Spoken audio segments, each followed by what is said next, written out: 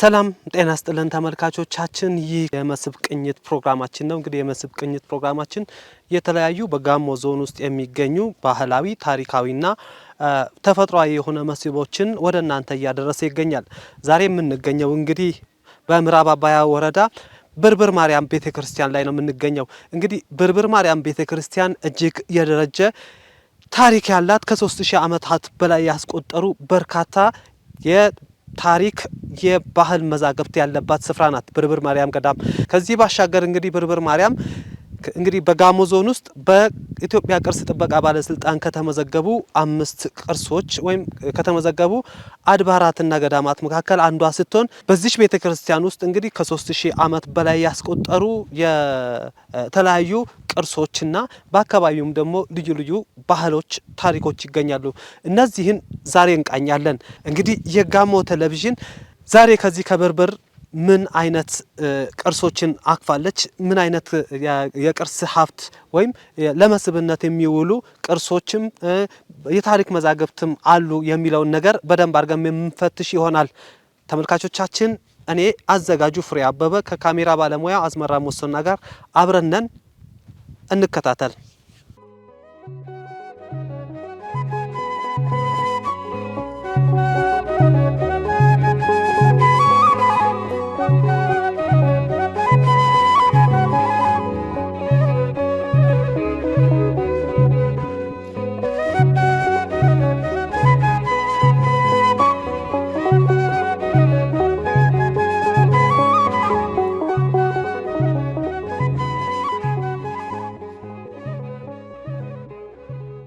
እንኳን ደህና ቆያችሁ። እንኳን ደህና መጣችሁ።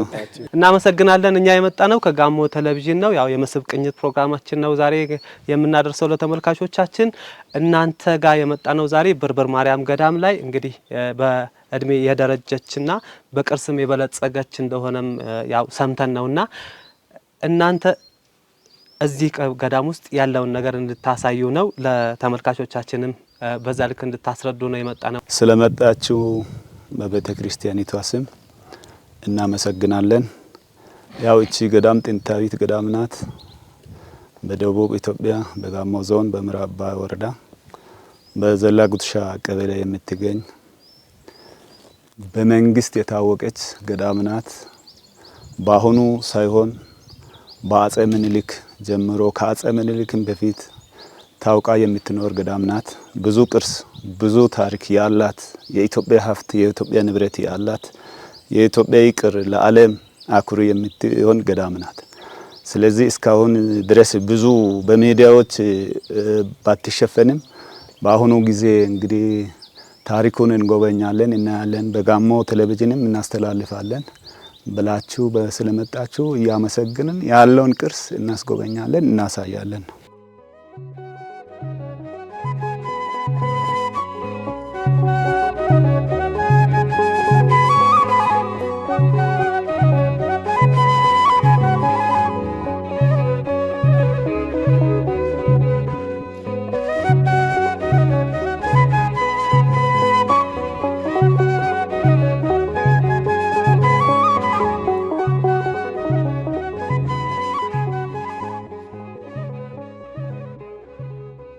ቄስ አስፋቸው አምደ ማርያም ይባላለሁ። የዚች የጥንታዊቷ ገዳም የብርብር ማርያም ስብከተ ወንጌል ኃላፊና ጸሐፊ ነኝ። ከዚህ በመቀጠል የገዳሟን ታሪክ ባጭሩ እናገራለሁ። ይህቺ ጽዮን ሰማያዊት የመጣችው ከልደተ ክርስቶስ በፊት 800 ክፍለ ዘመን ቆይታለች። ለዚሁ ማስረጃ አለ። ራሷ ጽዮን ሰማያዊት ማስረጃ ናት። ይህችን ጽዮን ሰማያዊትን ለመጎብኘት አነሳሷ ከኢየሩሳሌም ሌዋውያን ካህናት ይዘው መጥተዋል። ከአባቶቻችን በውርድ ትውፊት ታሪክ እንደሰማነው ከኢየሩሳሌም ሌዋውያን ካህናት ጽዮን ሰማያዊት ይዘው መጥተው እዚህ እንዳረፉ ነው ለዚህ ማስረጃ በኦሪቱ መስዋዕተ ኦሪት አናንያ አዛሪያ የሚባሉ ሊቀ ካህናት የሚሰዉ የኦሪት መሰወያ አውድ የኦሪት ጽዮን ሰማያዊት ማረፊያ መንበር ማስረጃችን ነው። መጽሐፈ ባሕሪ የሚባል እና መጽሐፈ ምስጢር የሚባል መጽሐፍ በብራና የተጻፈው አንድ ፈረንሳይ አባት ያንን ሲተረጉሙ መጽሐፉን አይተው ከልደተ ክርስቶስ በፊት ስለመቆየቷ ያ መጽሐፈ ምስጢር አመሳጥሮ ይናገራል። ለዚሁ ማስረጃችን ይሄ ነው። ብርብር ማርያም አመጣጧ ከኢየሩሳሌም ነው። ከክርስቶስ ልደት በፊት በንጉስ ቀዳማዊ አፄ ምኒልክ ዘመን እንግዲህ ቀዳማዊ አፄ ምኒልክ ንግስት አዜብ ልጅ ግዛቱ እስከ ደቡብ እስከ ጋሞ ነው። እንግዲህ ከግዛቱ ከሰሎሞን ግዛት መጨረሻው ግዛት ይሄ ጋሞ ግዛት ነው። በዚህ ሰዓት እንግዲህ ታቦተ ጽዮንን ከክርስቶስ ልደት በፊት ካመጣ በኋላ አክሱም ቅርብ ለእስያ ለአረብ ቅርብ ስለሆነች ከዛም ደግሞ ሳያስፈቅድ ታቦቷን ስላመጣ አሸሽቶ ወደ ብርብር አምጥቶ ደብቋታል። ከክርስቶስ ልደት በፊት 960 ላይ እንግዲህ 960 ከመጣች በኋላ 160 ዓመት ሙሉ በደብተራ ድንኳን ነበር የተቀመጠችው። ደብተራ ድንኳን ከተቀመጠች በኋላ እንግዲህ 160 ዓመት ከተቀመጠች በኋላ 800 ዓመት ዓለም ላይ አብርክሊዮስ የሚባል ንጉስ አለ። በሱ አማካኝ ደግሞ እንደገና ከቀርከሃ ቤተ መቅደስ ተሰርቷል።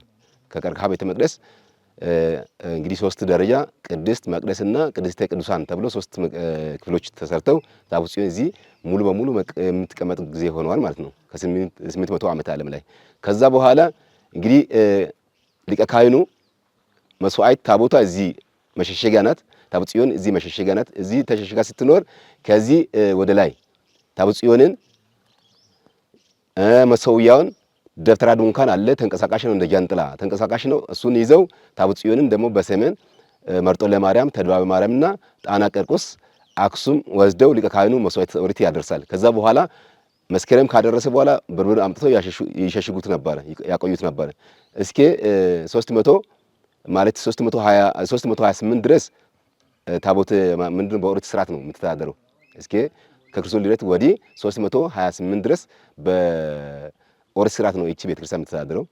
እንግዲህ 325 ላይ በአርዮስ ውግዘት ምክንያት የሮም ንጉስ ቆስጠንጢኖስ ከንግስት እሌኒ ጋር ሆነው ታቦተ ጽዮን ወዳለችበት ቦታ ደርሰው መስገድና መባ ለማድረስ ወደዚህ መጥተዋል። ሲመጡ ደግሞ ታቦተ ጽዮን ሰማያዊት የምትባል ታቦትን ይዘው መጡት።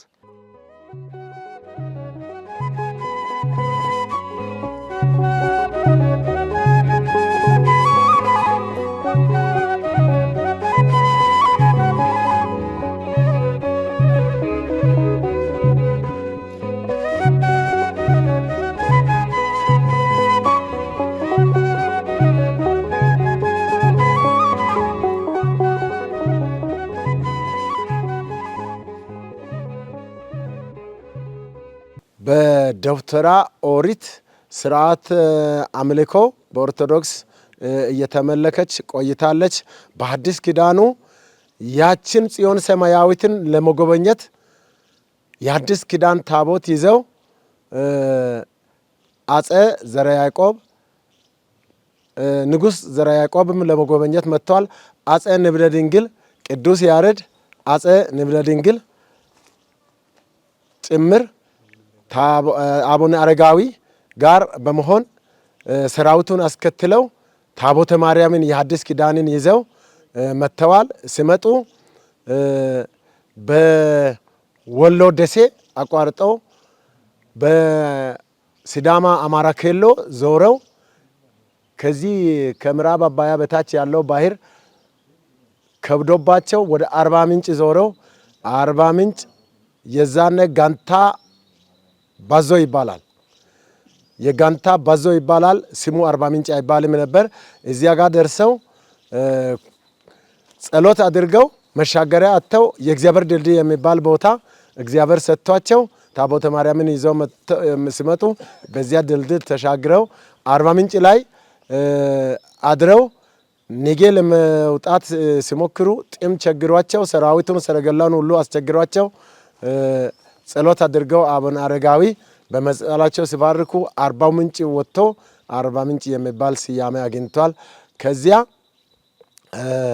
መጥተው ታቦተ ማርያምን ይቺ ገዳም ትሁን ብለው ከወላይታ ጀምሮ ያሉ ቦታዎችን ወላይታ፣ ቁጫ፣ ዛላ፣ ሾጮራ፣ ኩሎ ኮንታ ርስተ ጉልት አድርገው ሰጥተዋል።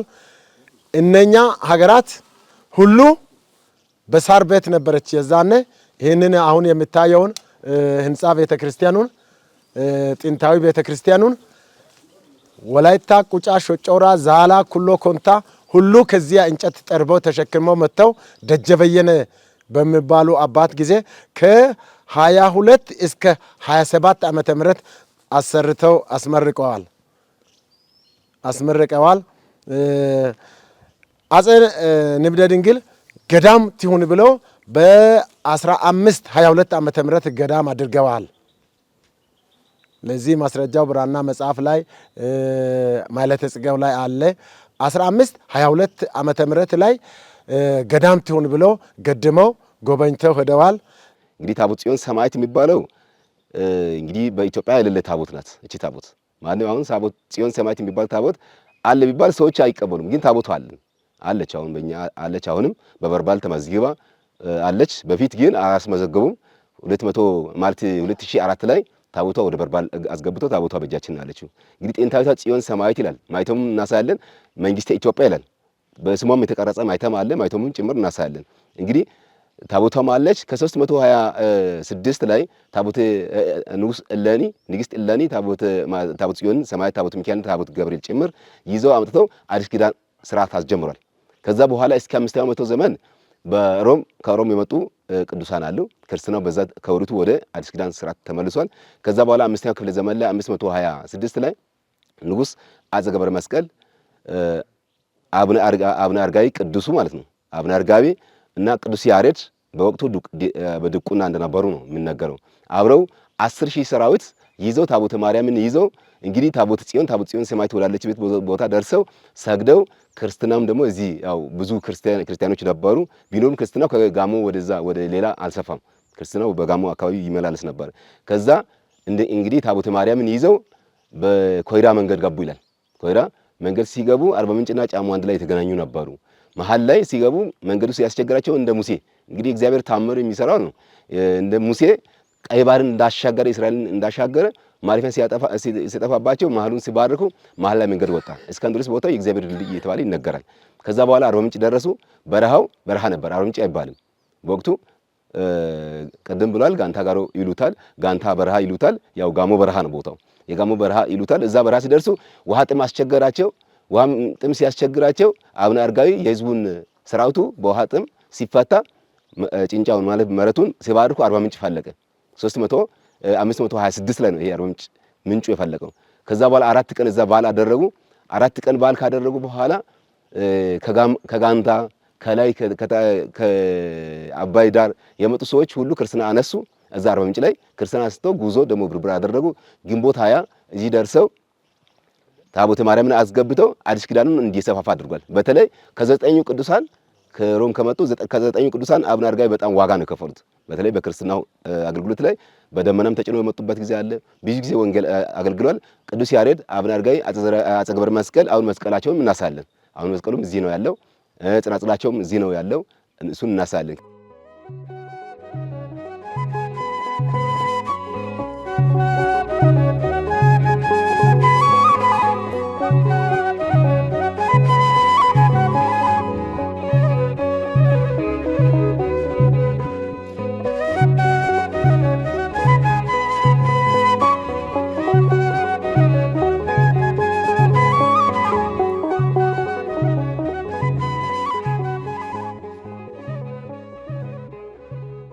ዳግማዊ ምኒልክ እዚህ ገጠር ላይ መኖር አትችልም፣ ይቺ ታቦት ቤተ መንግስት ከኔ ጋር ትኖር ብለው ጽዮን ሰማያዊትን ሁሉ ይዘው ሄደዋል።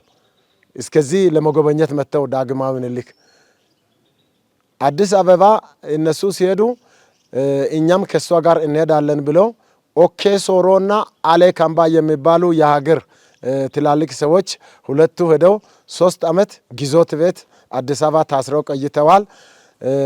ለአንዳንድ ባይታዊ ለበቁ ሰዎች ተገልጻ ወደ ሀገር ይመለሳለሁ ብላ አዲስ አበባ ላይ ተቅማጥ በሽታ፣ እባጭ በሽታ፣ አውሎ ነፋስ ሲያስቸግር ወደ ሀገሯ መልስ ያችን ታቦት ብለው ሲናገሩ ወደዚህ ሀገር መልሰው ሲልኩ አሁን እዚህ ጋር ያለውን ደወል በኋላ እናሳያለን። የብር ደወል ድምፁ ከዚህ እስከ 1500 ኪሎ ሜትር የሚሄድ የብር ደወል ሌላ አማሃዎችን በመስጠት ወደዚህ ቦታ አምጥተው እንደገና አክብረው ሄደዋል ዳግማዊ ምኒልክ። እና ይቺ ቦታ ትልቅ ቦታ ናት። የብራና መጻሕፍቶች ከጎሽ ቆዳ ከፈረስ ቆዳ የተሰሩ ቀለም በሌለ ጊዜ አባቶቻችን ከእጽዋት አበባ ጨምቀው ቀለም አዘጋጅተው የጻፉ ብራና መጻሕፍቶች አሉ። የከፍት ቀንድ መቆሚያ፣ የዝሆን ጥርስ መቆሚያዎች አሉ። በአካል እናሳያቸዋለን። ትላልቅ ቅርሶች አሉ። ለዚህ አሁን ሙዚየም እየሰራን ነው ያለነው። ይቺ ቦታ ከአክሱሙም ትቀድማለች። ከአባቶቻችን ታሪክ ጻፊ አታ ነው ወደ ኋላ የቀረችው እንጂ እንደዚሁ ታሪኳን አጉልቶ ለዓለም በሚዲያ የሚያስተላልፍ ትውልድ አታ እንጂ ይቺ ቦታ ከአክሱም ትበልጣለች በአመጣጧ ላይ። ጽዮን ሰማያዊት በዓለም የሌለችው ጽዮን ሰማያዊት አለች በእጃችን። ብዙ ጳጳሳት መጥተው ጎብኝተዋል፣ አይተዋል። ይቺ ታቦት አለች። የአዲስ ኪዳኑ ታቦታትም አሉ። በእንደዚሁ አይነት ይቺ ቦታ ታሪክ አስቆጥራ ቆይታለች።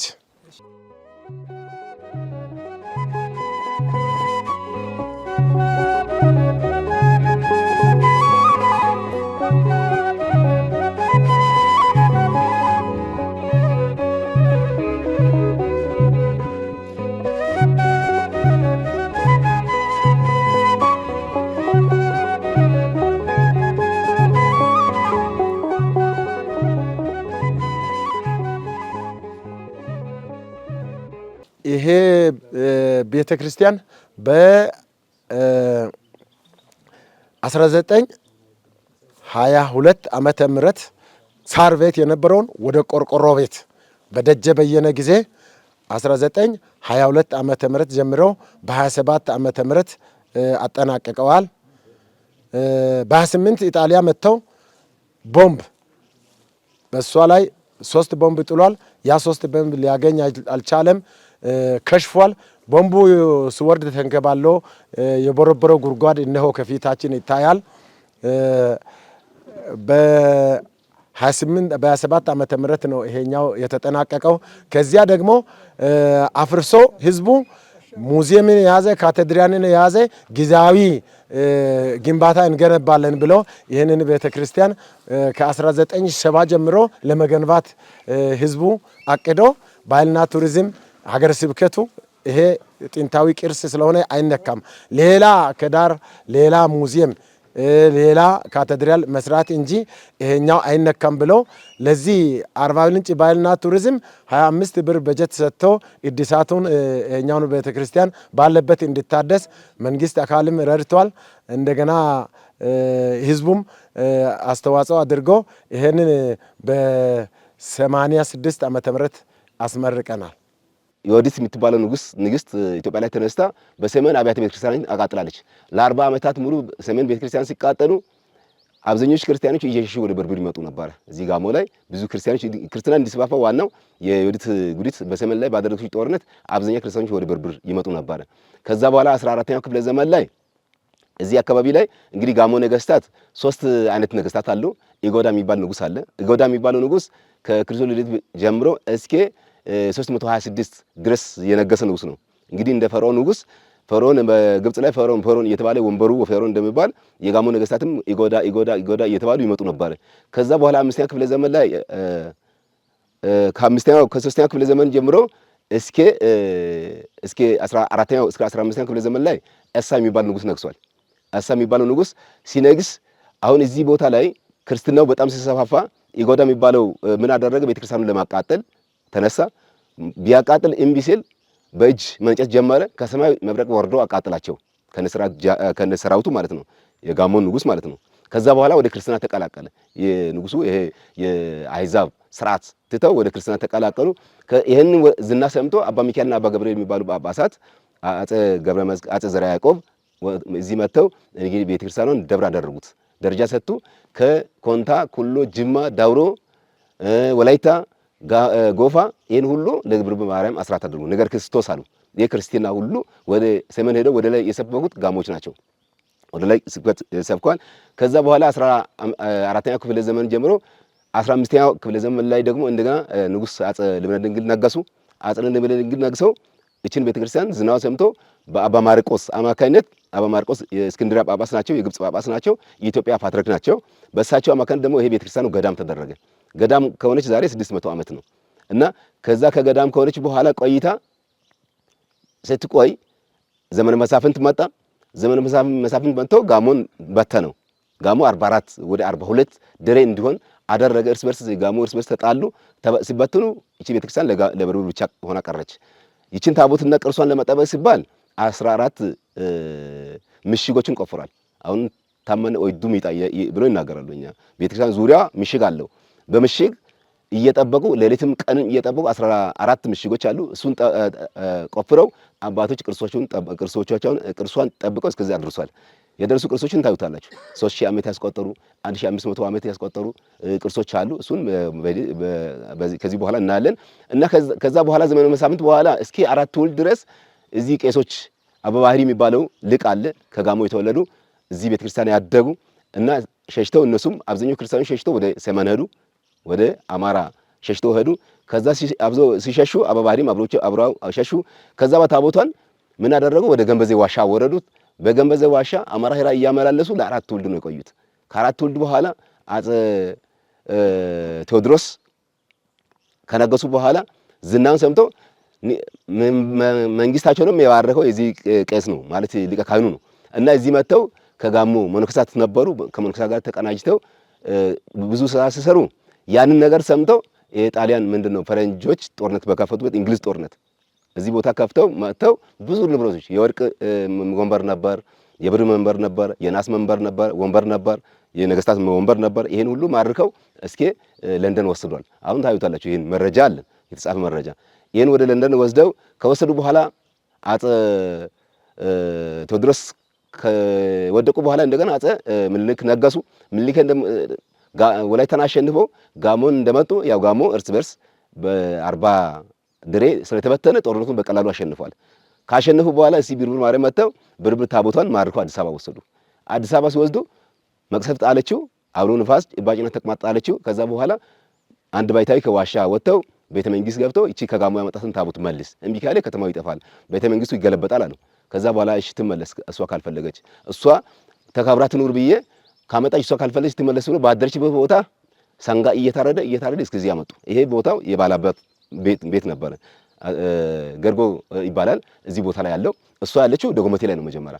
እዚህ ይሄን ቦታ ገርጎ ቦታ አስለቅቀው አባ ማቴዎስ የሚባል ጳጳስ ነበሩ። በሳቸው ቦታው ተባርከው መሰረት ድንጋይ ተጥለው 19 ወደ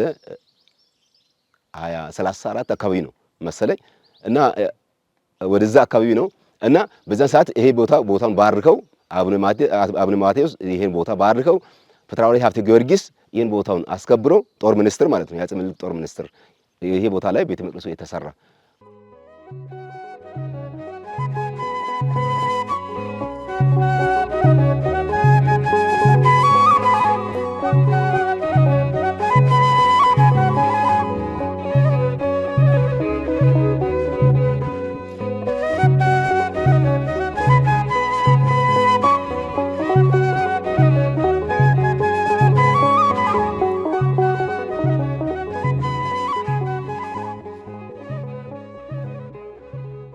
አፄ ኃይለ ሥላሴ ደግሞ በ1928 ላይ በፊት እዚህ ቦታውን ጎበኝተው ያው ወደ 3 ጊዜ እንደመጡ ነው ኃይለ ሥላሴ።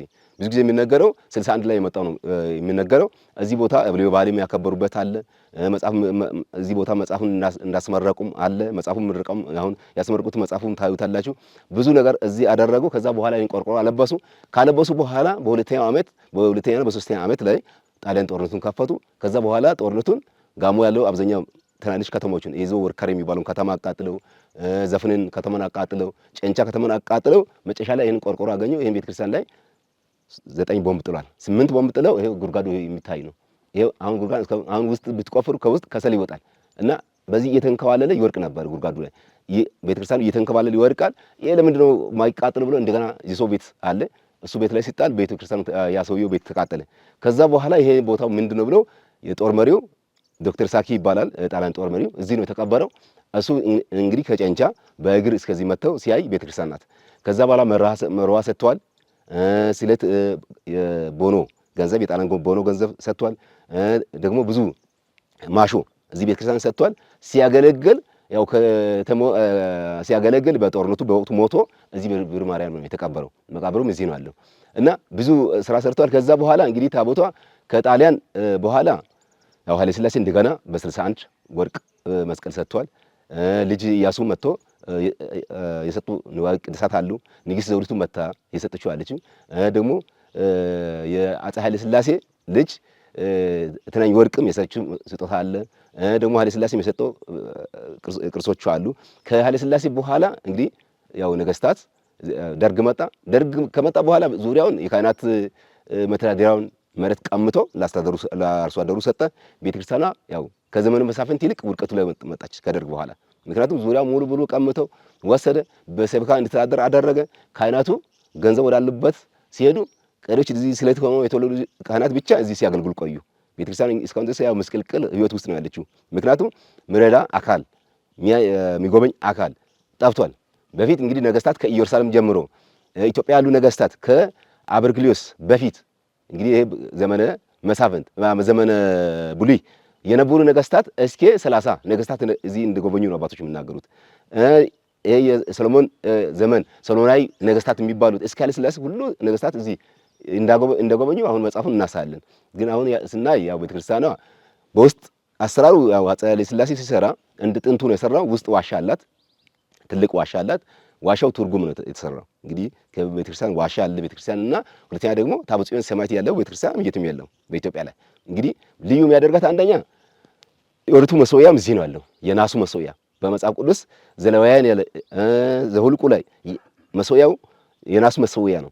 አሁን ሌላ ቦታ ላይ ድንጋይ የሚያሳይ ይኖራል፣ መሠዊያ ብሎ ሌላ የሚያሳይ ይኖራል። አሁን የናሱ መሠዊያ እናሳያቸዋለን። ሌላው ደግሞ ታቦተ ጽዮን መንበሩ እዚህ መኖሩ ነው። ሁለተኛ ደግሞ ውስጥ ዋሻ መኖሩ፣ ዋሻው ለራሱ ትርጉም ነው የተሰራው እና ሌላው ደግሞ ውስጥ ብትገቡ ብዙ ነገር ነው የምታዩት የምትጎበኙት። ከላይ ቤተክርስቲያኑ ከላይ 12 ምሰሶች አሉ። 12 ምሰሶቹ 4ቱ ደርሷል፣ 8ቱ ደርሷል፣ 4ቱ አልደረሱም። 8ቱ የደረሱበት ነገድ ናቸው። ነገደ በነገዶች ናቸው የተሰራው። እንግዲህ ብርብር ላይ ማለት በቆጎታ ላይ 8 ቆጎታዎች አሉ። በቆጎታዎች ስም በ8ቱ ቆጎታዎች ስም የደረሰ አለ። ሌላ ደግሞ ነገደ መላእክት ተሰርቷል። ነገደ መላእክት 7 ናቸው። በአዳም ነገድ 8 ሆነው ሰርቷል። 4ቱ ደግሞ ማዕዘነ ዓለም 4ቱ ወንጌላት ናቸው። 4ቱ አልደረሱም እና ውስጥ ስትገቡ ብዙ ነገር ታያላችሁ። ይሄ ደግሞ ወታች ያለው ምንድነው ምንጣፉ ከቀርከሃ ነው የተሰራው።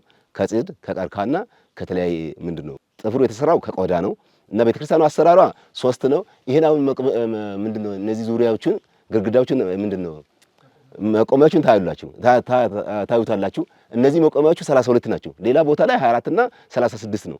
እኛ ግን 32 ነው። 32 ምክንያት ነው ኦሪትና ሐዲስን አጣምራ ስለሰራች ነው። ኦሪት በ15ቱ ነቢያት ናቸው። በኦሪቱ 15ቱ ነቢያት ናቸው። 12ቱ ሐዋርያት ናቸው። 5ቱ ደግሞ ምስጢራት አዕማደ ምስጢር ናቸው። 32 ናቸው። እቺ አሁን ቤተክርስቲያኗ የኦሪትንም የሐዲስን ሁለቱንም አጣምራ አንድ ላይ የተሰራች ቤተክርስቲያን ናት።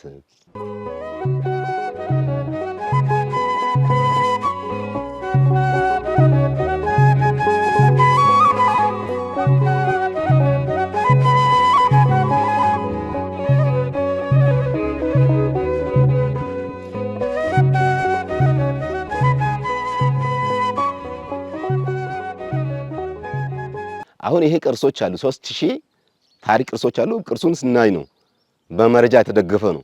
ይሄ በአፍ ታሪክ አይደለም። ትክክለኛ መሆኑን ደግሞ በቅርሱ ነው የምታረጋግጡት። ስለዚህ ይሄ ቅርሶች ያሉ 3000 ዓመት ቅርሶች ያሉ አሁን እኛ አባቶች ከዚህ በፊት ስለ ታቦተ ጽዮን አይናገሩም። ስለ ቅርሶች ይደብቁታል። ባልና ቱሪዝም በጣም አያሳዩ። ምክንያቱም ጥበቃው የተሻለ ጥበቃ የለውም። ሙዚየም የተሻለ ሙዚየም የለውም። በዚህ የተነሳ ይሰርቅብናል።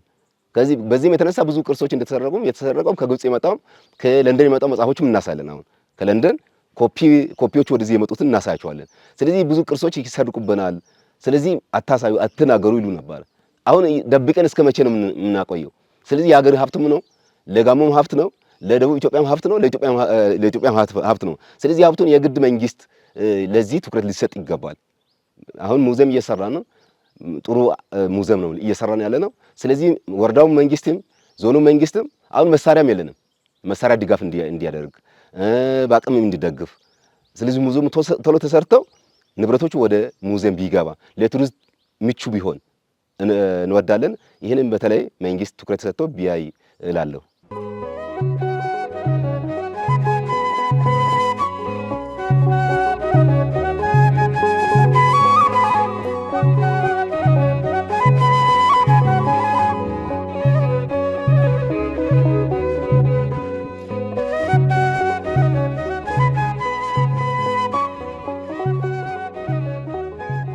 ዛሬ የምንገኘው እንግዲህ በምዕራብ አባያ ወረዳ ብርብር ማርያም ቤተክርስቲያን ላይ ነው የምንገኘው። እንግዲህ ብርብር ማርያም ቤተክርስቲያን እጅግ የደረጀ ታሪክ ያላት ከ3000 ዓመታት በላይ ያስቆጠሩ በርካታ የታሪክ የባህል መዛግብት ያለባት ስፍራ ናት ብርብር ማርያም ገዳም። ከዚህ ባሻገር እንግዲህ ብርብር ማርያም እንግዲህ በጋሞ ዞን ውስጥ በኢትዮጵያ ቅርስ ጥበቃ ባለስልጣን ከተመዘገቡ 5 ቅርሶች ወይም ከተመዘገቡ አድባራትና ገዳማት መካከል አንዷ ስትሆን በዚች ቤተክርስቲያን ውስጥ እንግዲህ ከ3000 ዓመት በላይ ያስቆጠሩ የተለያዩ ቅርሶችና በአካባቢውም ደግሞ ልዩ ልዩ ባህሎች፣ ታሪኮች ይገኛሉ። እነዚህን ዛሬ እንቃኛለን። ያው እቺ ገዳም ጥንታዊት ገዳም ናት። በደቡብ ኢትዮጵያ በጋሞ ዞን በምዕራብ አባያ ወረዳ በዘላ ጉትሻ ቀበሌ የምትገኝ በመንግስት የታወቀች ገዳም ናት። በአሁኑ ሳይሆን በአጼ ምኒልክ ጀምሮ ከአጼ ምኒልክም በፊት ታውቃ የምትኖር ገዳም ናት። ብዙ ቅርስ፣ ብዙ ታሪክ ያላት የኢትዮጵያ ሀብት፣ የኢትዮጵያ ንብረት ያላት የኢትዮጵያ ይቅር ለዓለም አኩሪ የምትሆን ገዳም ናት። ስለዚህ እስካሁን ድረስ ብዙ በሚዲያዎች ባትሸፈንም በአሁኑ ጊዜ እንግዲህ ታሪኩን እንጎበኛለን፣ እናያለን። በጋሞ ቴሌቪዥንም እናስተላልፋለን። ብላችሁ ስለመጣችሁ እያመሰግንን ያለውን ቅርስ እናስጎበኛለን፣ እናሳያለን። ይህቺ ጽዮን ሰማያዊት የመጣችው ከልደተ ክርስቶስ በፊት 800 ክፍለ ዘመን ቆይታለች። ለዚሁ ማስረጃ አለ። ብርብር ማርያም አመጣጧ ከኢየሩሳሌም ነው።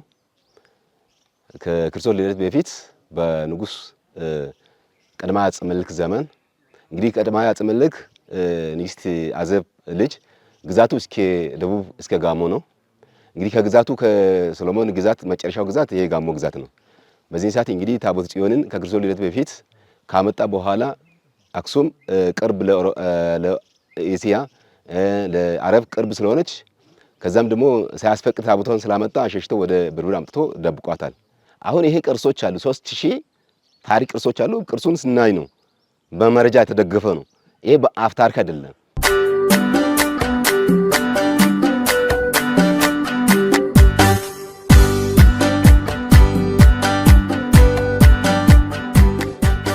ሞአንበሳ እምዘነገድ ይሁዳ እኛ ቀዳማዊ ኃይለ ሥላሴ ስዩም እግዚአብሔር ንጉሠ ነገሥት ዘኢትዮጵያ ይህንን መጽሐፍ ቅዱስ ለእኛና ለግርማዊት እቴጌ መነን የ50ኛ ዓመት ጋብቻችንን የወርቅ ኢዮቤልዩ በዓል መታሰቢያ ይሆን ዘንድ ለጋሞ ጎፋ ብርብር ማርያም ሰጥተናል።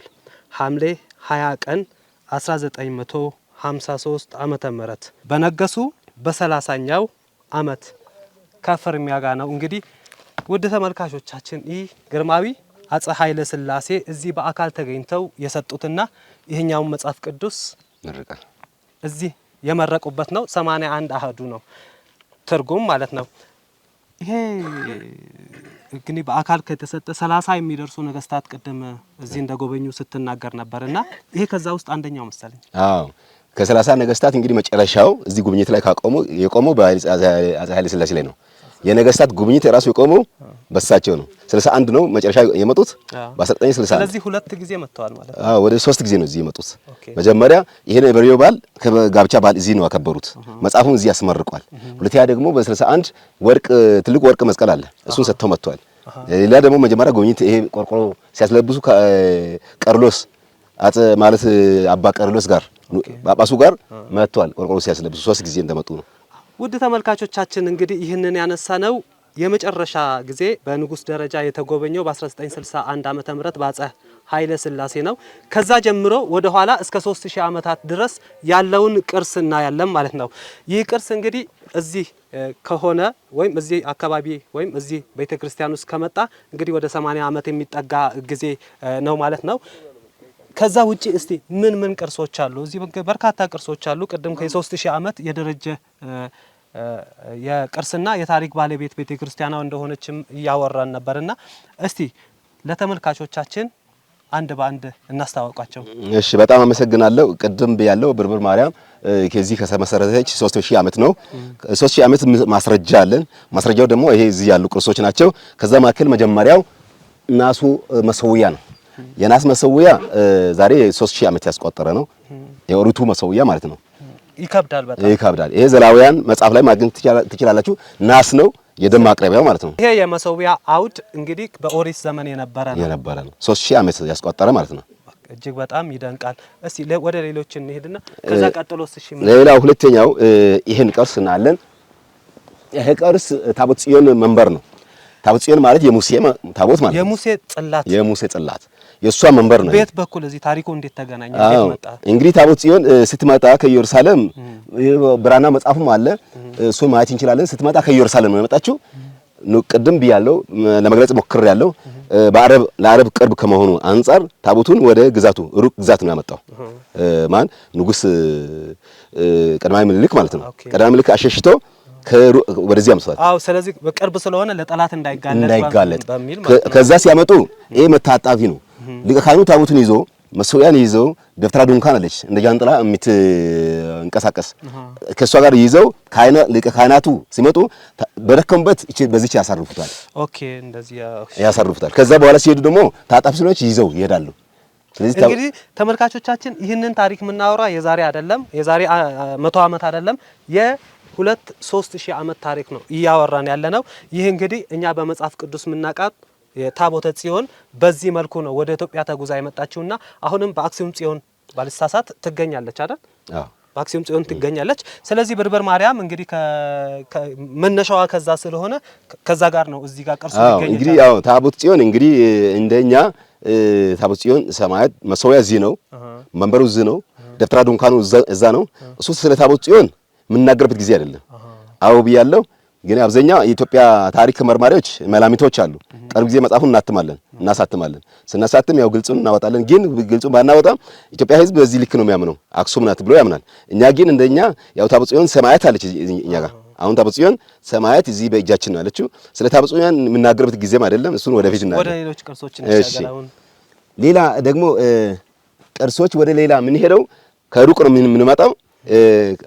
ከታቦተ ጽዮን በኋላ ማን ነው መጣው? አቡነ አረጋዊ። ታቦተ ጽዮን ከመጣች በኋላ በ3ኛው ክፍለ ዘመን ላይ ንጉስ ቆስጠንጦስ ይዞ እንደመጣ ነው የነገርኩት። እዛ ንጉስ ቆስጠንጦስ በውል የሰጣቸው ቅርሶች እዚህ በግልጽ ባይሆኑ 5ኛው ክፍለ ዘመን የመጡት ቅርሶች ደግሞ በግልጽ እዚህ አሉ። በ5ኛው ክፍለ ዘመን ላይ ይሄ አቡነ አረጋዊ ቀደም ብያለሁ፣ ዘጠኙ ቅዱሳን አንዱ ናቸው። አርባ ምንጭ ሲመጡ አባያና ጫሞን ሁለቱን በዚህ መስቀል ባርኮ ያከፋፈሉበት፣ አርባ ምንጮቹን ደግሞ እዚህ ባርኮ ያወጡበት ዛሬ 1500 ዓመት እድሜ ያስቆጠረ። ስለዚህ ከ1500 በፊት ይሄ ነገር ከብረት ነው የተሰራው። ስለዚህ መጦሪያ ነው። መጦሪያን እንዲይዘው ይዘው እንደዚህ በእጃቸው እንዲህ እንደ መቆሚያ። አሁን ታቦት ሲወጣ መጦሪያ ይዞ ነው ህዝብ የሚመራው። እሳቸውም በመጦሪያ ነው እየመሩ ህዝቡን የመጡት። ስለዚህ መጦሪያ መስቀል ነው። በዚች እየመሩ መጡ። ዛሬ አቡነ አረጋዊ ከመጡ ያው 9 ቅዱሳን ኢትዮጵያ ከገባ ለማንም ሰው ግልጽ ነው። አዎ እንግዲህ መስቀሉ ባርከው በዛ አርባ ምንጭ እንዳፈለቀው ደግሞ በረሃውን አርባ ምንጮችን እንዳፈለቀ ቅድም ነገር ያለው መሻገሪያውንም በቃ ስለዚህ በዛ ልክ ነው። መስቀሉ ብዙ ዋጋ ከፍሏል። አቡነ አረጋዊ ብዙ ዋጋ ከፍሏል። ስለዚህ በዚህ ነገር ላይ ያው በደንብ መታየት አለበት በእናንተ። ሌላ ደግሞ በዛ ሰዓት የመጣው እነዚህ ናቸው። እነዚህ ናቸው ሶስቱ። ቅዱስ አቡነ አረጋዊ መጥተዋል። ቅዱስ ያሬድ መጥተዋል። አፄ ገብረ መስቀል ቅዱስ ያሬድ ማለት ነው የኢትዮጵያ ኦርቶዶክስ ተዋሕዶ ቤተክርስቲያን የመዝሙር የድጓ እና ሌሎችንም የመዝሙሮችን የደረሱ ደራሲ እጅግ በጣም የሚደንቅ ነው። የትኛው ነው እቺ መስቀል ያለችው ያሳችሁ ነው። እንግዲህ የኢትዮጵያ ቅኝት ከዚህ ነው የሚነሳው። ቅዱስ ያሬድ የያዙትን ነው። በጣም የሚያስደንቅ ነው። ይሄንን እንግዲህ በአካል ለማየት መታደልም እናንተንም ማስጎብኘት እጅግ በጣም መታደል ነው። ይሄ ከምንድን ነው የተሰራው? ከብር ነው። ከብር የተሰራ ነው። እቺ የቅዱስ ያሬድ ናት። ለምንድን ነው የምትለያቸው? ተመሳሳይ ናቸው። ተመሳሳይ የእሳቸው መሆን አሁን ለየት ይላሉ። ሶስቱም ለየት ናቸው። ሶስቱም ይለያያሉ። አንዱ አቡነ አረጋዊ ነው። እንግዲህ አባቶች እየነገሩን በታሪክ የቅዱስ ያሬድ ደግሞ በመስቀል እሳቸው ብዙ ጊዜ መስቀል ነው ትኩረታቸው እና መስቀል ነው የተሰራችው። ተመልካቾቻችን በዚህ ነው አንዱ መለያ። እዚህ ጋር ደግሞ በጎን ላይ በቀዳዳቸው ሌላ አለና በዛ ነው የሚለየው።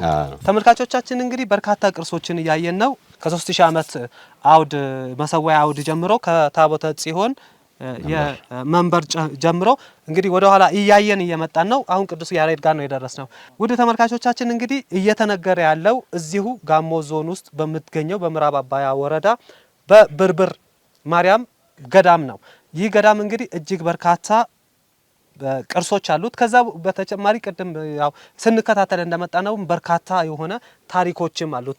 በአካባቢው ማህበረሰብ ዘንድም የወረሰውት የተለያዩ ባህሎችም እንዳሉ ነው የሚገለጸው። ከዛ መሀል እንግዲህ የኢትዮጵያ ኦርቶዶክስ ተዋሕዶ ቤተክርስቲያን እንግዲህ ፊደል ቀርጻ ብራና በጥብጣ ብዙ መጻሕፍትን እንዳሳተመች ወይም በብራና እንደተጻፉ ይገለጻልና እስቲ ብራና መጻሕፍትን ወደ ማየት እንመልከት። አሁን ብራና መጽሐፍ እንግዲህ ይሄ ወንጌል ነው። ወንጌል 44 ወንጌላት ማቴዎስ፣ ማርቆስ፣ ሉቃስ። ስለዚህ ዛሬ በ1975 ሲታይ 1142 ነው። ይሄ እድሜው እዚህ በባልና ቱሪዝም ተጠንቶ ተጽፏል። ብራና ነው። ይሄ ዋሻ ለዋሻ ሲያዞሩ እንግዲህ ትንሽ ጭላሸት ነካክቷል። ዋሻ ለዋሻ ሲያዞሩ ነው። በቀይና በነጭ በተለያዩ ቀለም ነው። ይሄ ቀለም እዛው በብራናው ላይ እንትን ያለ ነው። ብራናው ቀለሞቹ ነው እንግዲህ አባቶች ብራና ምንድን ነው የሚሰሩት ቀለሞቹ? ቀለሞቹ ከአበባ ከጭላሸት እየቀቀሉ አድሮ መቃ የሚባል እንጨት አለው። ያን እንጨት ደግሞ አጣቅሶ ይጽፋሉ። ብራናውን መጻፍ ደግሞ ከፈረስ ቆዳ ከፍየል ቆዳ ፍቀው አሁን መፋቂያውን አሳያለሁ። ስለዚህ ፍቀው ከዛ በኋላ ቀለሙን ከጭላሸት ከአበባ ከተለያየ እጽዋት ቀምሞ እየቀቀሉ ያድራሉ። ከዛ በኋላ መቃ የሚባል እንጨት አለ። እሷን ቆርጦ አጣቅሶ ነው የሚጽፉት። ይሄ ተመልካቾቻችን እንግዲህ የምታያችሁ ከሆነ ይሄ የማቴዎስ ወንጌል የተጻፈበት ነው።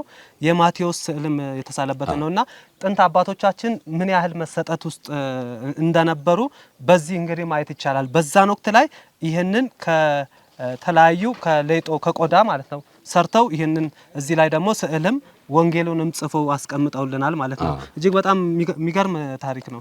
እንግዲህ በጣም የሚገርም ምን ያህል እድሜ ነው ይሄ? 1000 ዛሬ 1180 ነው፣ ግን በ1975 ታይ 1142 ነው። 1142 በ1975 ታይ ከዛ በኋላ 30 ዓመት ወደዚህ። ስለዚህ ወደ ኢትዮጵያ ይሄ ወንጌል የተሰራጨበት ጊዜ በጣም በቅርበት ነበር እንደማለት ነው።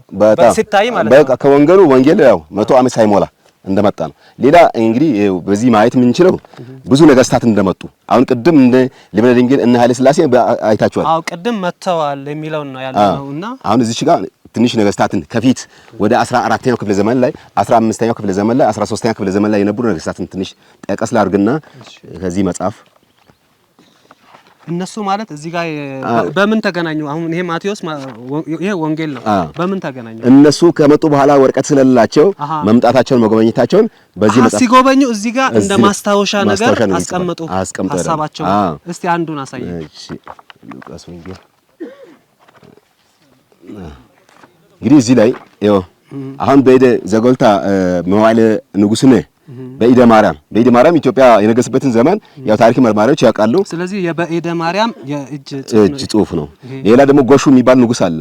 እሱ ደግሞ የትግሬ በወቅቱ የነገሰ ንጉስ ነው። እሱ መጥቶ የጎበኘበት ነው። ይሄ ደግሞ ጻፍት መጽሐፍ ልብነ ድንግል ንብለ ድንግል ይሄ አሁን በታሪክ የምናውቃቸው እዚህ ጋር በእጃቸው የጻፉበት ነው። ስለዚህ ይሄ ብራና መጽሐፍ ላይ የተለያዩ ቅድም ከሚባሉ ነገስታት መካከል ቅድም የኃይለ ሥላሴን በመጽሐፍ ቅዱስ ላይ እንዳየነው በእጃቸው እዚህ ጋር ጽፈው መምጣታቸውን እዚህ ማስታወሻ ኑሮ ነው ይሄ እጅግ በጣም ማራኪ እጅግ በጣም የሚገርም ታሪክ ነው ተመልካቾቻችን። ሌሎችም ያው መጽሐፎች እነዚህ እድሜ አቻዎች ናቸው። ይሄ አሁን እነዚህም በ1000 ዓመት በፊት የተጻፉ ናቸው። በ1000 ወደ 1200 ዓመት አካባቢ የጠጉ ያው ተመሳሳይ መጽሐፎች ናቸው እነዚህ። እኔ ግን አንድ ነገር እዚህ ቤተክርስቲያን ላይ በጣም የሚያስደንቀኝ የጋሞ አካባቢ ሲነሳ የታሪክ የቀደምት ታሪክ መሰረት የሆኑት አባ ባህሪ እዚሁ ገዳም ተወልደው ከዚያው አካባቢ አድገው በርካታ የደቡብ ኢትዮጵያ ሲነሳ ወይም የኦሮሚያ ክልልንም አንስቶ በርካታ ጽሁፎችን እንደጻፉ ይነገራልና የሳቸው መጽሐፍን እስካሁን ድረስ አልጠቀስክልኝም። እስቲ ስለሳቸው ታሪክ በደንብ አውራልኝ። እሺ ስለሳቸው ማወቅ የምፈልገው ጥሩ ነው። አባ ባህሪ እንግዲህ ጋሞ መጀመሪያ በስንተኛው ክፍለ ዘመን ነው? መጀመሪያ 1501 ላይ ነው የተወለዱት። በዚህ 1501 ላይ እዚህ ብርብር ላይ ተወለዱ። እዚህ ያው በህፃንነት ነው የመነኮሱት። መንክሰው ያው ወደ 5 ድርሰት መጽሐፎችን ደርሷል። ይሄ ፀሐይ ምርምር ምንድነው? ይሄ ጠፈር ምርምር ራሱ እዚህ የሰሩት እሳቸው ናቸው። መጽሐፋቸው ላይ ይናገራል። አንድሮሜዳ እንደሚባል በቃ አንድሮሜዳ ዋና ምርምር አሁን የእሳቸውን መጽሐፍ ማየት ትችላላችሁ። መዝሙረ ክርስቶስ ላይ እሳቸው ነው የጻፉት። ከግብጽ አባቶች ተምራሉ ይላሉ። እዚህ ግብጻውያን ናቸው በወቅቱ የነበሩ በጋሞ ላይ የሚያስተምሩት። ከግብጽ ነው መምህራን የሚመጡት እና ሸሽተው ወዴት ነው ሄዱት? ይሄ መርሳ አዘን ነው የሰጠው። በ1950 አካባቢ ከግብጽ ነው ያመጣው። ይሄ መጽሐፍ የእሳቸው ነው፣ ኮፒ ነው። ኦኬ ዜናሁ አባ ባህሪ ዜናሁ አባ ባህሪ ዘጻፎ ልሳነ ግዕዝ ይላል። በግዕዝ የተጻፈ አሁን ይሄ የኦሮሞ ዜና መዋዕል ነው። ሌላ ደግሞ ይሄ መዝሙረ ክርስቶስ ነው። መዝሙረ ክርስቶስ ደግሞ አሁን የት ናቸው? የት ነበሩ? እንዴት ከዚህ ከብርብር ሄዱ? ብዙ መጽሐፎች ነው የተሰረቁት። ከዚህ ከገዳሙ ኦኬ የሳቸው ከጻፉት ከዚህ ከገዳሙ ማለት ነው። 5 መጽሐፎች ነው ከዚህ ከሄዱት። በዚህ ላይ መጽሐፉ ገጽ መዝሙረ ክርስቶስ ገጽ 6 መጨረሻ ላይ ማግኘት ይቻላል።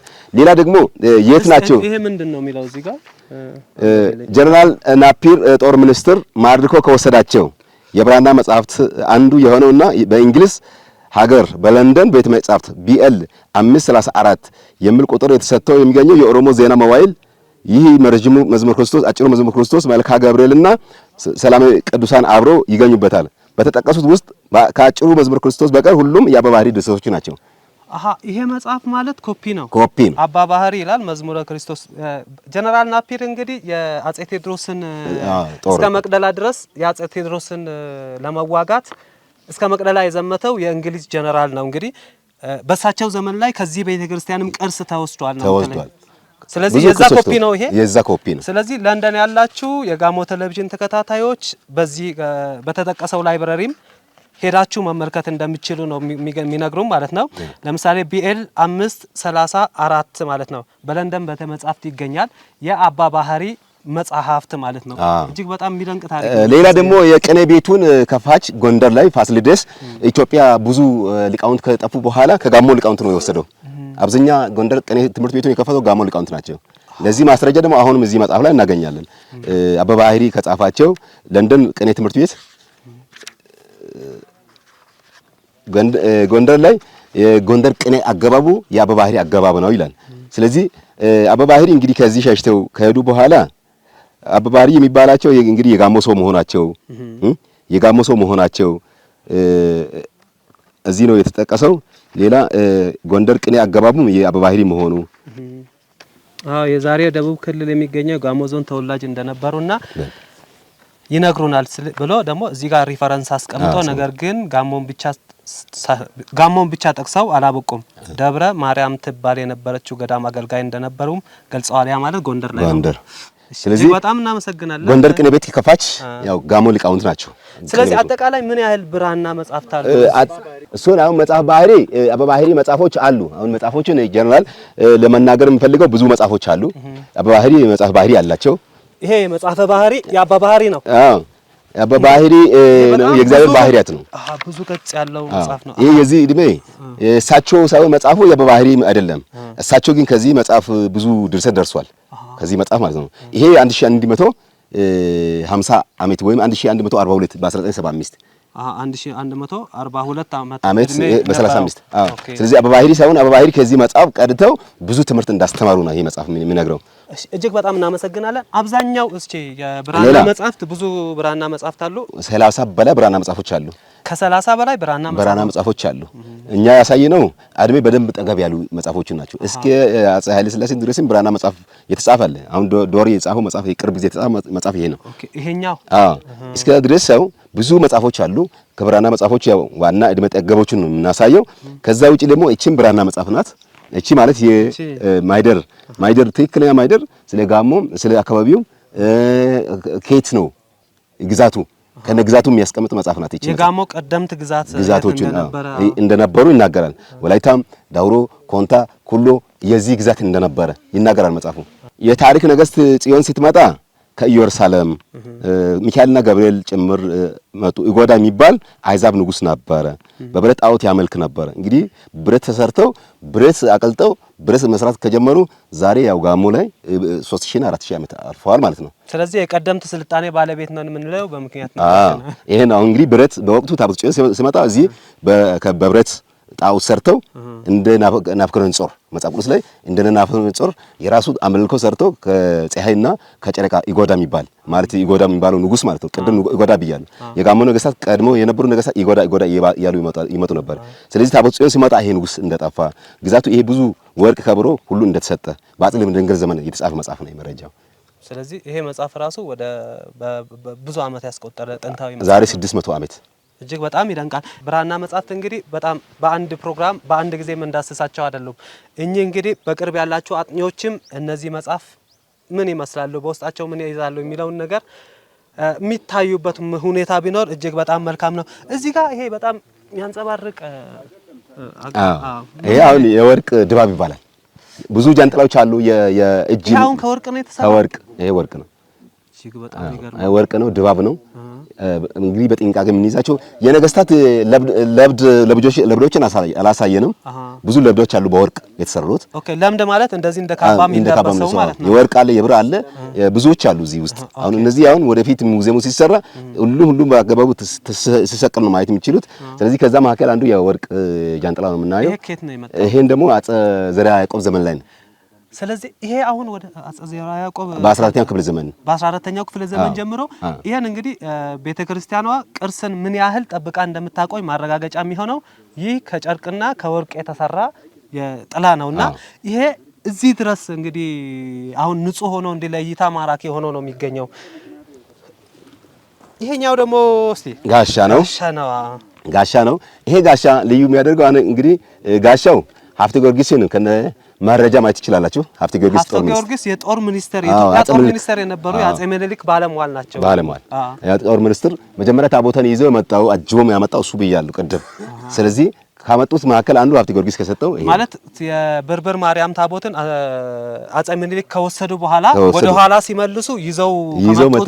ታቦቱን ይዘው ሲመጣ ካመጣ በኋላ አጅበው ይዘው ከመጣ ከዚህ ቅርሷን ለበርበር ማርያም ሰጥተዋል። ወርቅ ማለት የወርቅ ቅብ መስቀል ይሄን ጭምር ሀብተ ጊዮርጊስ ከባለቤታቸው ጋር ይሰጣል። አሁን ወርቁም መስቀል ውስጥ ነው ያለው የብር መስቀል ማለት ነው። እጅግ በጣም ይገርማል። ተመልካቾቻችን እንግዲህ በታሪክ የምናውቃቸውን ሰዎች ሁላ በአካል ያየን የዳሰሰን እስኪመስለን ድረስ እነሱ ለዚች ቅድስት ቤተክርስቲያን የሰጡት ንዋየ ቅድሳትም ሆነ የተለያዩ የጦር መሳሪያዎች እዚህ በገዳም ውስጥ ተጠብቀው ይገኛሉ። እንግዲህ ለማየት የታደልናቸው ነገሮች አሉ፣ ደግሞ ያላየናቸውም አሉ።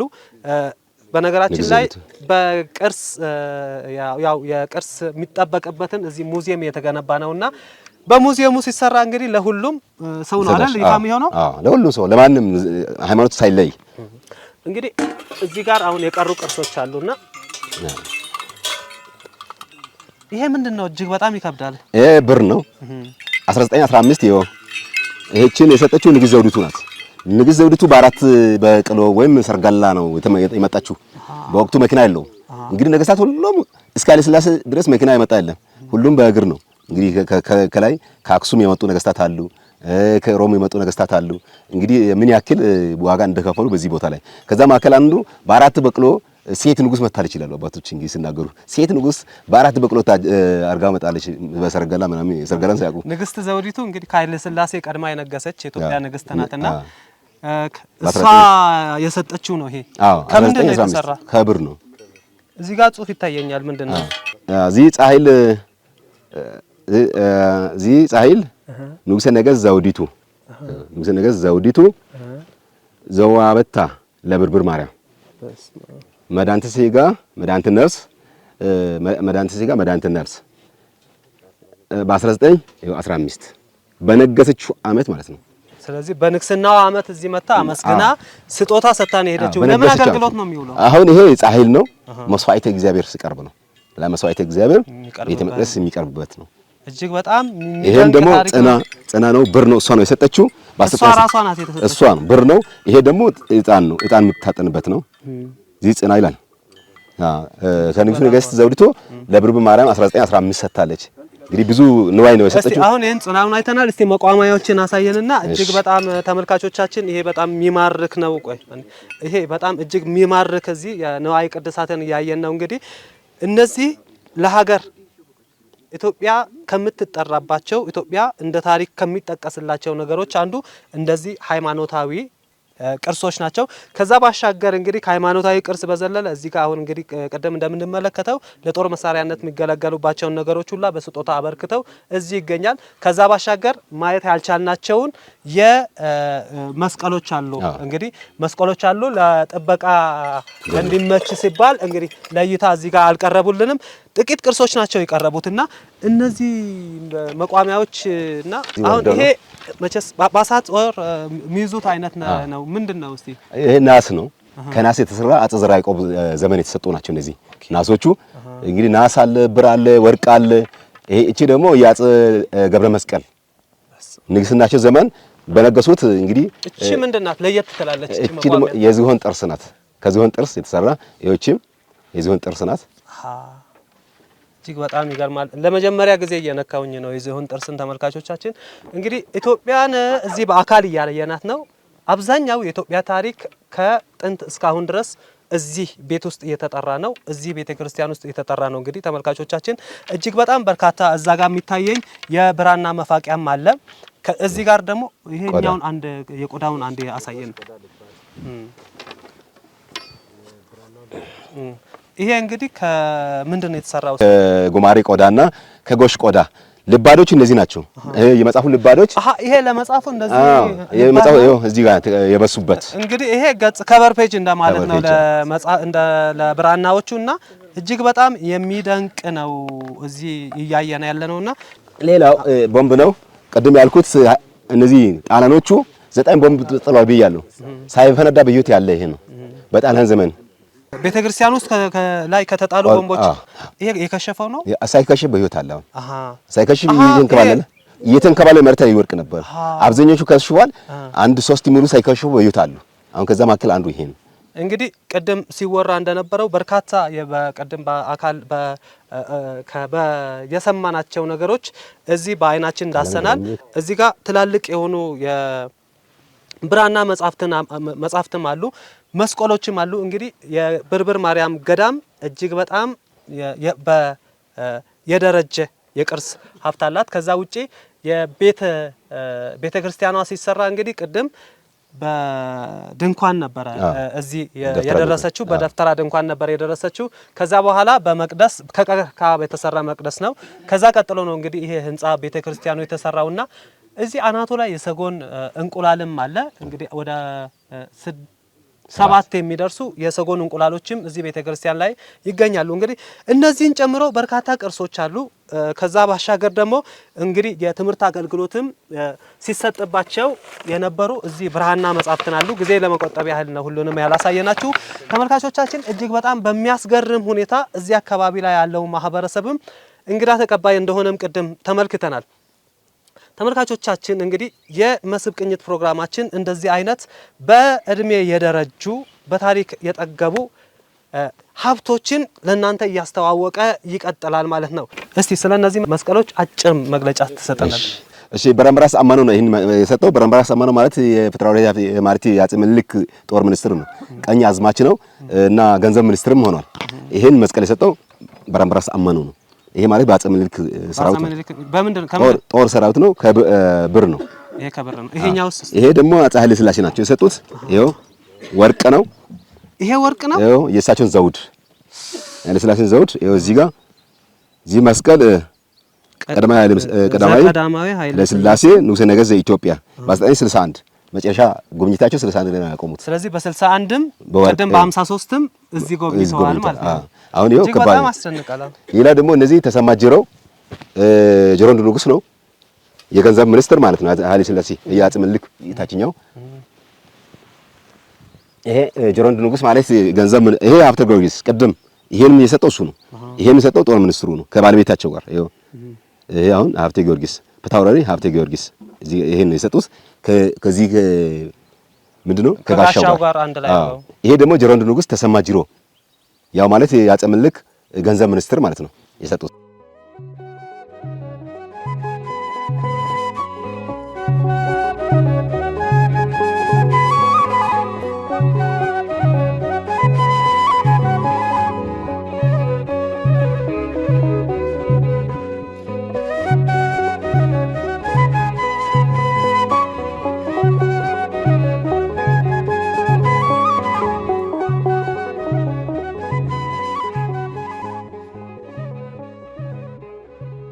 ዲያቆን ኃይለ ሚካኤል ማህተሟ ምንድናት? እስካሁን ድረስ በዚህ በሀገረ ስብከቱ ደረጃ ይሄንን ቅርስ ለመጠበቅ የተሰሩ ስራዎች እዚህ ሙዚየሙን ጨምሮ ማለት ነው ይሄንን ቅርስ ለመጠበቅ ታሪኳን ከዚህ በፊት ተጠብቆ የቆየበት ሁኔታ አለ። ከዛ ውስጥም የተወሰዱ ቅርሶችም አሉ። እነሱንም እንግዲህ ያው ቢወሰዱም የተወሰኑ ኮፒዎችም እየደረሱ ነውና ከሰሞኑም ደግሞ የቅርስ ጥበቃ ባለስልጣን ከእንግሊዝ መንግስት ከተለያዩ ዓለም አቀፍ ተቋማት ጋር በመሆን እያስመለሰ ነው የሚገኘው የኢትዮጵያ ቅርሶችን። ስለዚህ እኔ በጣም ነው የገረመኝ ጀነራል ናፒርን የወሰዳቸው ቅርሶች እዚህ በኮፒ በመገኘታቸውና እስቲ ስለዚህ ማህተም ንገረንና ከዚህ ማህተም እስከ አሁኑ ማህተም ድረስ በነበረው ጊዜ የቅርስ ጥበቃ ስርዓታችሁ ምን ይመስላል? ከዛ ቀጥሎ ደግሞ አሁንስ ቅርሶች በደንብ አድርገው ተጠብቀው እንዲቆዩ ቅድም ያው ብራናዎቹ ቀለሞችም እየለቀቁ በዋሻዎች በምሎች ሲደበቁ ስለነበር ቀለሞችም እየለቀቁ ነውና ወደፊት ቀጣዩ ትውልድ የዛሬ 4000 ዓመት 5000 ዓመት እያለ እንዲመለከት ምን እየሰራችሁ ነው የሚለውን ነገር እስቲ አስረዱን። እሺ በጣም አመሰግናለሁ። ስለነዚህ ቅርስ ማህተሞች እንግዲህ ማህተሟ እቺ ናት፣ ጽሁፉ እቺ ናት። እዚሽ ጋር ያለው ገዳመ ብርብር ዘመንግስተ ኢትዮጵያ ጥንታዊተ ጽዮን ሰማያዊት ይላል። እቺ ገዳመ መንግስተ ኢትዮጵያ ነው። ጋሞ ምን አለው? ሲሶ መንግስት ነበረው። ሲሶ መንግስት ማለት 1/4ኛውን ጋሞ ህዝብ ነው የሚያዘው በወቅቱ። እንግዲህ መቀመጫው ብርብር ማለት ነው። መቀመጫው ከተማው ወደ ጨንቻ ከመሄዱ በፊት ብርብር ላይ ነበረ።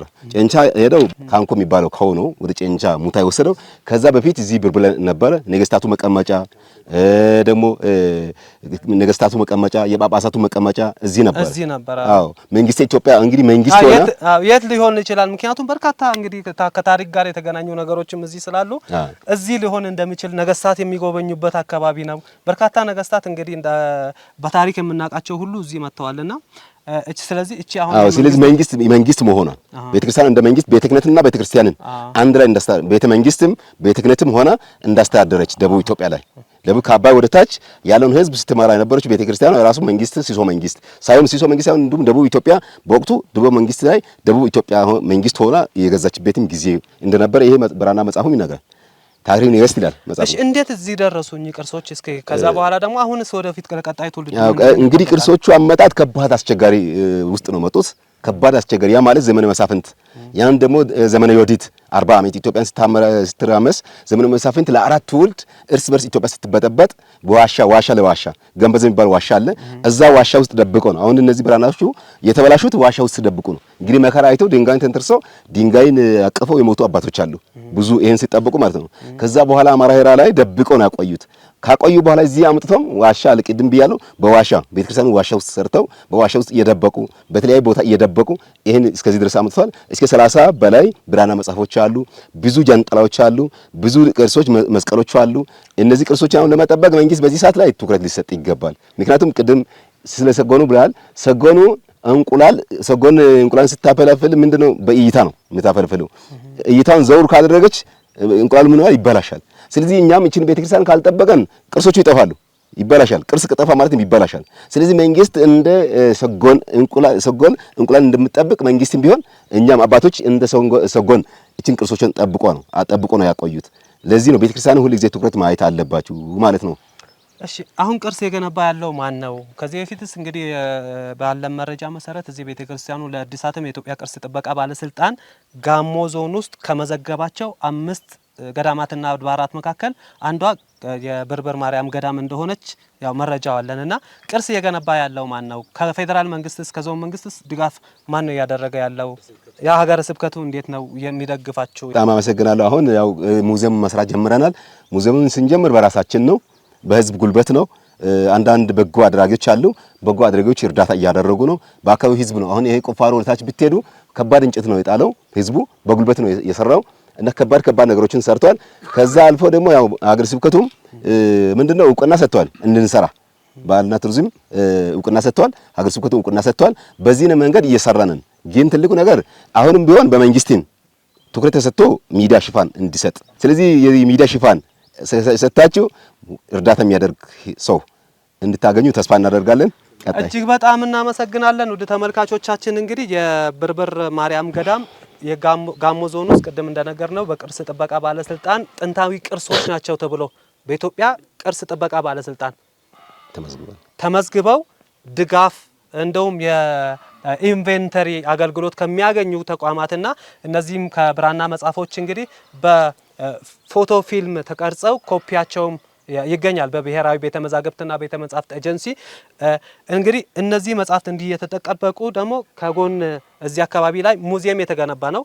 ሙዚየሙን እንግዲህ ግንባታ መንግስትም እንደ መንግስት የአካባቢ ማህበረሰብም የአካባቢው መንግስትም የራሱን ድርሻ መውሰድ እንዳለበት መልእክታችን ነው።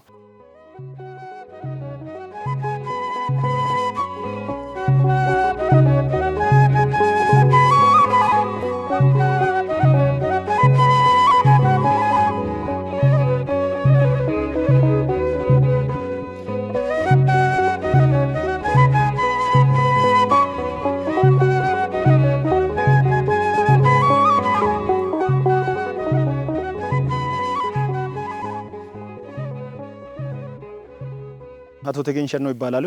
የምዕራብ አባያ ወረዳ የባህል ቱሪዝምና ስፖርት ጽሕፈት ቤት ኃላፊ ነኝ። ስለዚህ እዚህ ጋር አሁን ሊገልጽ የሚፈልገው ምዕራብ አባያ ወረዳ ውስጥ የሚገኙ ከተመዘገቡ ቅርሶች ውስጥ ዋነኛውና ታላቂቷ እቺ ገዳም ነች። እቺ ገዳም ዕድሜ ጠገብ ታሪኮች ያለዋት ቤተ መቅደስ ነች። እነዚህ ቅርሶቹን ደግሞ የመጠበቅ ኃላፊነቱን ቢያንስ ወረዳ እንደ ወረዳ ኃላፊ የባህልና ቱሪዝም ጽሕፈት ቤት ኃላፊ ከኔ እንደኔ የሚወስዳቸው ኃላፊነቶች አሉ። ተመዝግቦም ያሉ ቅርሶች አሉ፣ ያልተመዘገቡም ቅርሶችም አሉ። እነዚህ ያልተመዘገቡት ተመዝግቦ እንዲኖሩ፣ የተመዘገቡት ደግሞ በቅርስ ጥበቃ ባለስልጣን ተመዝግቦ ያሉትን በአግባቡ እንዲጠበቁ። ከዛ ደግሞ እዚህ ሙዚየም እየተሰራ ያለ ሙዚየም ለሚሰራው ደግሞ ቢያንስ እኛ ድጋፋዊ ክትትሎችም እናደርጋለን፣ ሙያዊ ድጋፍ እናደርጋለን። ሙያዊ እገዛዎቹ ተደርገው ለቀጣይ የሀገራችን የኢትዮጵያ ቅርስ ነው እንጂ የአንድ የኦርቶዶክስ እምነት ቤተ ክርስቲያን ቅርስ አይደለም። የፕሮቴስታንትም ነው፣ የእስልምና ሃይማኖት ተከታይም ነው። ቅድም እንዳየነው የገዳመ ብርብር ዘመንግስተ ኢትዮጵያ ጥንታዊት ጽዮን ሰማያዊት ተብሎ ማህተሙ ላይ ተቀርጾ እንደምናገኘው የኢትዮጵያ ቅርስ ነው። ኢትዮጵያ ዳስሰን ማየት የምንችለው የተለያዩ ቅርሶችን ስናይ ኢትዮጵያ ነው፣ የኢትዮጵያ ቅርስ ነው፣ የቅርስ ባለቤት ነችና እኛ እነዚህ የማስተዋወቅን ስለ ኃላፊነትን ተወጥተን በስፋት በተለያዩ ሚዲያዎች ላይ የውጭ ሚዲያዎች ላይ ማስተዋወቅ ስራ አሁንም ቀስ በቀስ ጀምረናል። በዚህ ልክ ሰፋ አድርገን ለመስራት ኃላፊነትን እንወጣለሁ። ስሜ ታከለ ታፈሰ ይባላለሁ። በጋሞ ዞን የምዕራብ አባያ ወረዳ ባህል ቱሪዝም ስፖርት ጽሕፈት ቤት የመስህብ ዘርፍ ባለሙያ ነን። እንደ ጽሕፈት ቤት ባለሙያ እንደ መስህብ ዘርፍ እዚህ ላለው አካባቢ ይሄ ስራ እንዲታወቅ ከማድረግ አንጻር ሰፊ ስራዎችን እየሰራን ቆይተናል።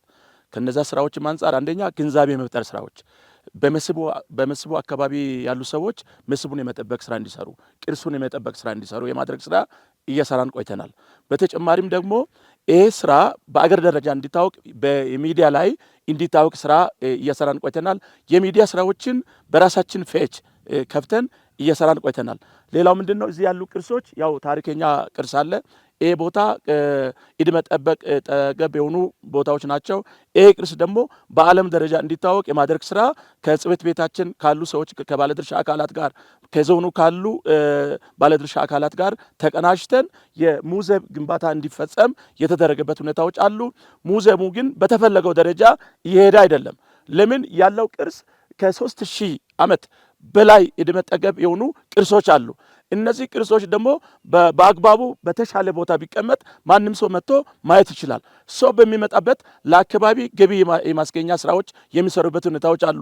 ግን ያ እንዳይሆን አንደኛ ቅርሱ የተቀመጠበት ቦታ ለማንም ጋድ የሆነበት ቦታ አይደለም። ስለዚህ በአጭር ጊዜ ሙዚየሙ እንዲሰራ ማድረግ የወረዳም እንደ ወረዳ መንግስት ድጋፍ ተደርጎ ዞኑም እንደ ዞን ድጋፍ አድርጎ ባለሀብቶችም እዚህ አካባቢ ተሳትፎ አድርጎ ሙዚየሙ ለአካባቢው እዚህ ያለው ቅርስ እዛ ሙዚየም ገብቶ ማንኛውም ሰው ገብቶ ይሄን ቅርስ የሚያይበት ሁኔታ መመቻቸት አለበት። ታሪከኛ የሆኑ ሰዎች እዚህ አካባቢ ያለውን ቅርስ በአግባቡ ማስረዳት የሚችሉ ሰዎች አሉ። እኛ ግን እንደ ጽሕፈት ቤት መስራት የሚገባን እየሰራንን፣ መንግስት ግን እንደ መንግስት መስራት አለበት። የመንገድ ችግሮችን፣ ሌሎች የተለያዩ ነገሮችን እየሰራ ይሄን አካባቢ የማልማት ስራ መስራት መቻል አለበት።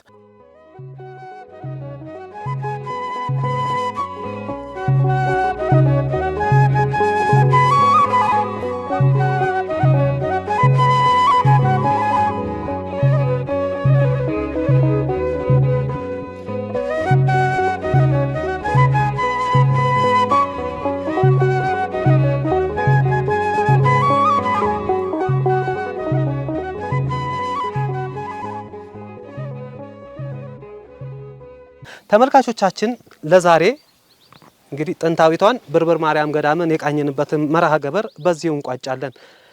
የካሜራ ባለሙያችን አዝመራ ሞሶና ከኛ ጋር ነበረ። እኔ አዘጋጅቼ ያቀርብኩላችሁ ፍሬው አበበ ነኝ። በቀጣይ ሳምንት በሌላ የመስህብ ቅኝት ፕሮግራማችን እንገናኛለን። መልካም ጊዜ፣ መልካም ሳምንት።